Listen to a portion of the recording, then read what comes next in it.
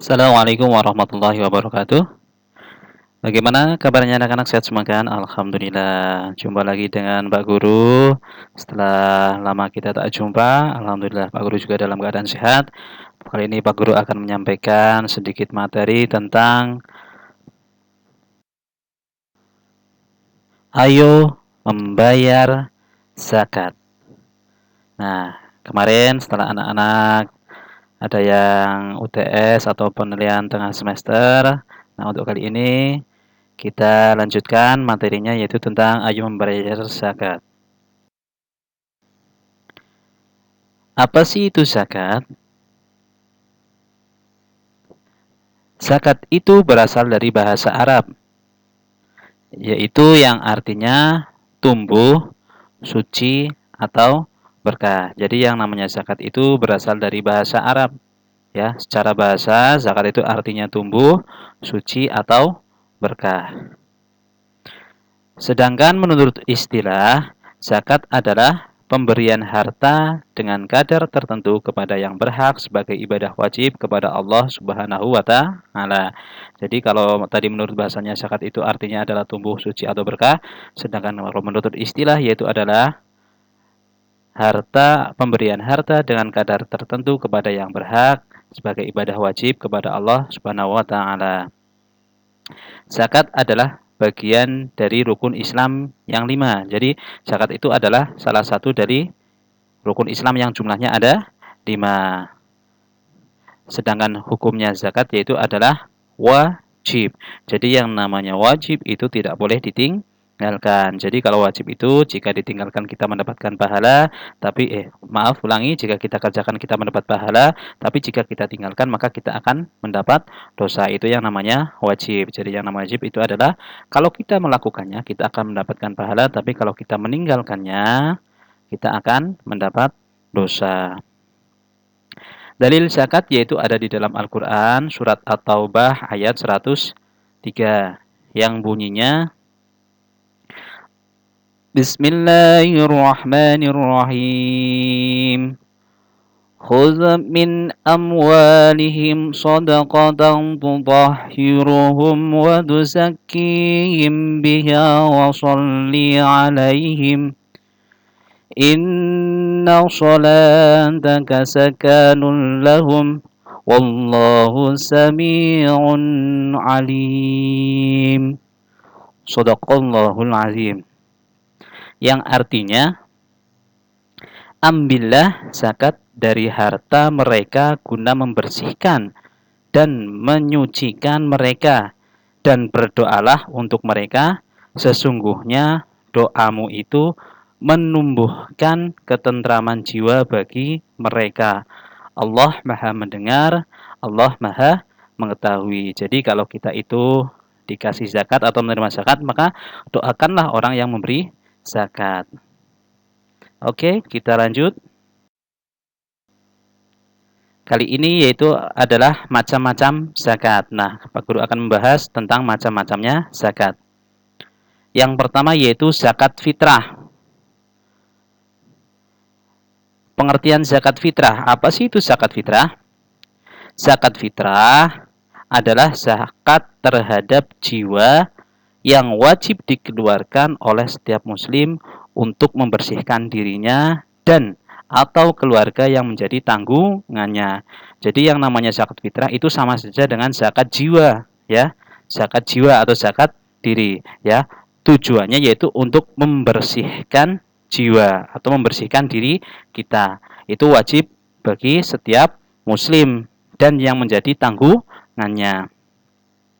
Zakat fitrah berupa makanan pokok sebesar 1 sok atau 2,5 kilogram atau 3,5 liter tiap orang. Jadi ya, zakat fitrah itu berupa makanan pokok.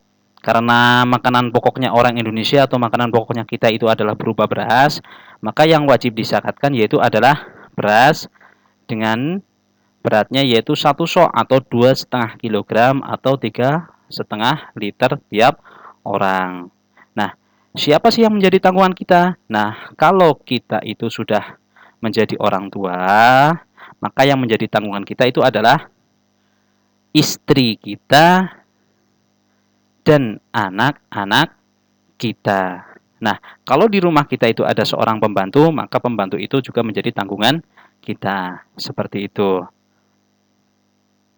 Waktu zakat fitrah yang paling utama yaitu adalah pada akhir bulan Ramadan, setelah maghrib hingga sebelum sholat Idul Fitri. Itu adalah waktu yang paling utama. Tapi kadang ada yang sebelum bulan Ramadan atau sebelum sholat Idul Fitri, masih di pertengahan bulan Ramadan, mereka mengeluarkan zakat fitrah. Boleh apa tidak?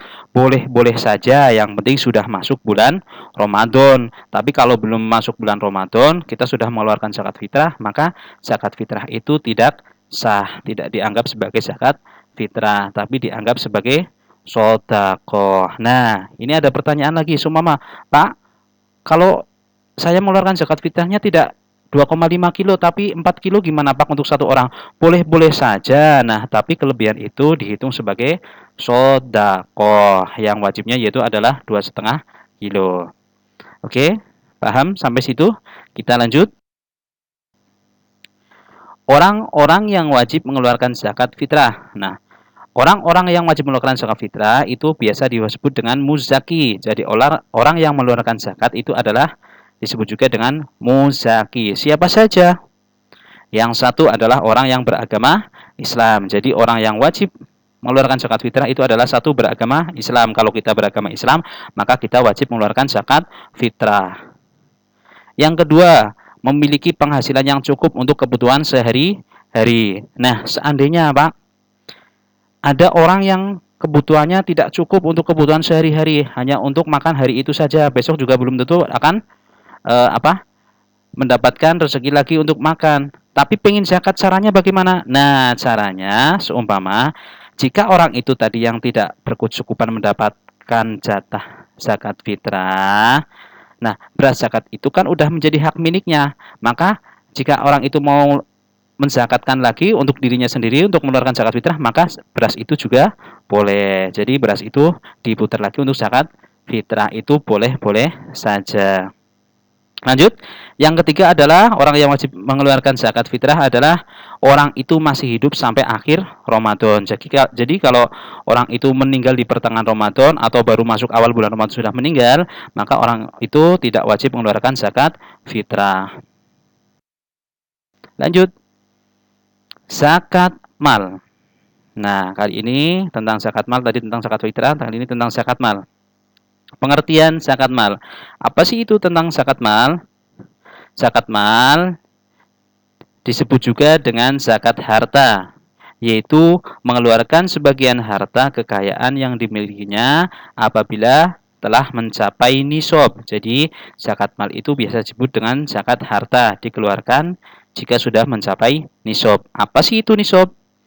Nisab yaitu adalah lama waktu suatu harta menjadi milik seseorang dalam jumlah tertentu. Jadi nisab itu adalah lamanya waktu suatu harta yang kita miliki dalam jumlah tertentu. Nah, itu yang namanya nisab atau batas waktu dan jumlahnya. Selanjutnya, syarat wajib zakat mal. Apa saja itu syarat wajib zakat mal? Yang pertama, beragama Islam. Jadi kalau orang itu beragama Islam, itu wajib. Yang kedua, baligh dan berakal. Ya, balik itu dewasa dan berakal. Yang ketiga, harta termasuk jenis harta yang wajib disakati. Yang keempat adalah telah mencapai 1 tahun. Jadi waktunya itu 1 tahun. Baru kita wajib mengeluarkan zakat mal. Yang kelima adalah harta itu milik sendiri, bukan milik orang lain. Kalau milik orang lain maka tidak wajib untuk disakati. Oke, kita lanjut. Nah, ini adalah penghitungan zakat mal tadi yang Pak Guru sampaikan tentang nisab ya. Contohnya yang pertama itu ada harta temuan atau hadiah langsung tak terduga, maka besaran zakatnya adalah 20% dari harta tersebut. Nisabnya itu berapapun harta itu maka harus dikeluarkan 20%-nya untuk zakat mal. Selanjutnya di situ ada pertanian. Pertanian bisa berupa beras, yaitu jika beras itu mencapai 520 kg, jika pertanian itu termasuk pertanian tada hujan. Apa itu tada hujan? Tada hujan itu adalah yang mengandalkan hanya dengan air hujan, tidak ada irigasi, maka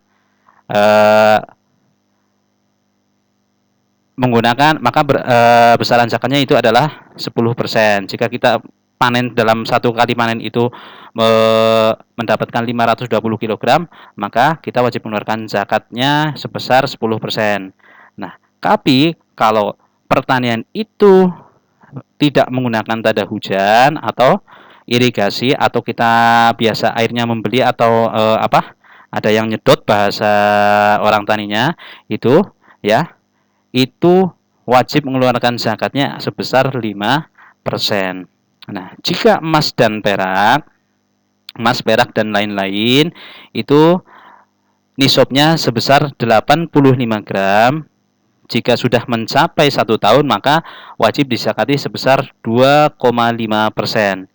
Selanjutnya itu adalah tentang peternakan. Di situ ada sapi, ada kambing, ada unta. Nah, kalau unta itu, ya, unta, jika kita memiliki unta 5, maka kita wajib mengeluarkan zakat 1 kambing.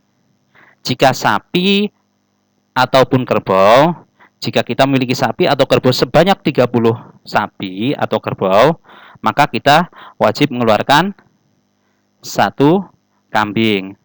Jika kita memiliki 40 kambing, maka kita juga wajib mengeluarkan zakatnya 1 ekor kambing.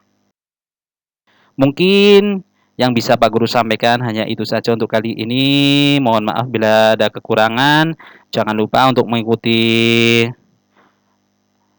video-video selanjutnya, video pembelajaran selanjutnya tentang pendidikan agama Islam.